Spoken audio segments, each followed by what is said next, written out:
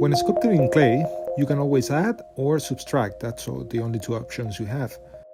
Either way, the goal is to get to the right forms of the sculpture you are aiming to do. And for that you have several tools you can choose from. Here you have some of the ones that I commonly use in my studio.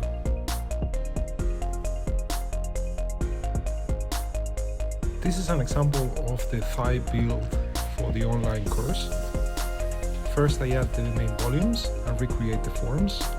In this step I use the spatulas, as you can see.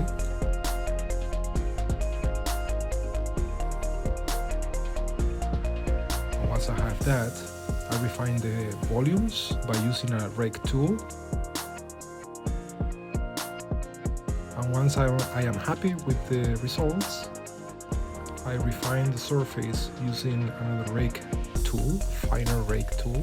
I use a hacksaw blade tool that gives me a more refined texture on the surface.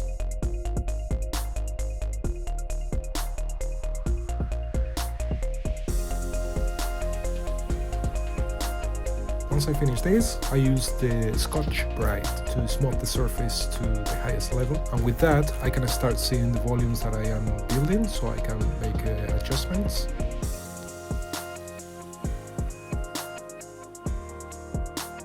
Here's an example of a tool that I use quite a lot, which is a basic carving tool made out of guitar strings.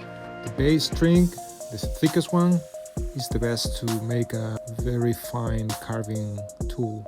All you need is a brass pipe, the string, and super glue. This one is good for the second pass, where you are refining the forms. And to clean the surface and make it very smooth, if using water-based clay, with water you can smooth the surface to get it completely clean and perfect. If using oil-based clay, you can use a torch to melt the surface.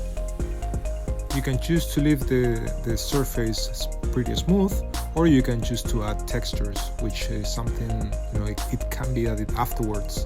But textures is a big topic that I will address separately, as there is so much we can talk about it. Anyway, if you want to learn more, check out the website and sign up for the newsletter. See you there.